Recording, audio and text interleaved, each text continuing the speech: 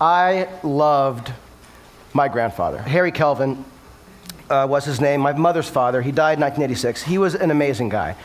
And one of the reasons he was amazing, after World War II, he began an electronics company that he started selling surplus parts, kits to schools and stuff.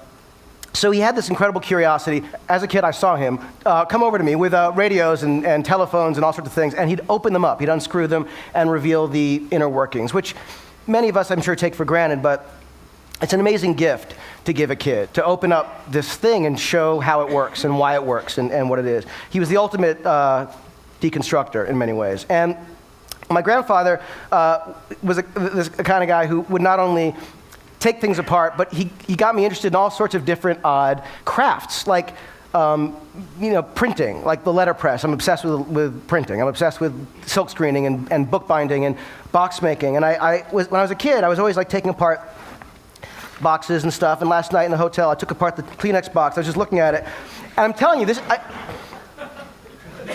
it's a beautiful thing, I swear to God. I mean, when you look at the box and you sort of see how it works, Reeves is here, and I met him years ago at a book fair. He does pop-up books, and I'm obsessed with like engineering of paper, but like the scoring of it, the printing of it, where the thing gets glued, the registration marks for the ink. I just love boxes. My grandfather was sort of the guy who kind of got me into all sorts of these things. He would also supply me with tools. He was this amazing encourager, this patron sort of, to make stuff. And he got me a Super 8 camera when I was 10 years old.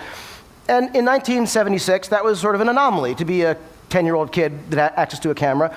And he was so generous. I couldn't believe it. He wasn't doing it entirely without some manipulation. I mean, I would call him and I'd be like, listen, Grandpa, I really need this camera. You don't understand. This is like, I want to make movies. I'll get invited to TED one day. This is like, and my grandmother was the greatest, because she'd be like, she'd get on the phone and she'd be like, Harry, it's better than the drugs. He should be doing this. She was fantastic. So I found myself getting this stuff thanks to her assist, and suddenly, I had a synthesizer when I was 14 years old, this kind of stuff, and it let me make things, which to me was sort of the dream. He sort of humored my obsessions with other things too, like magic. The thing is, we'd go to this magic store in New York City called Lou Tannen's Magic.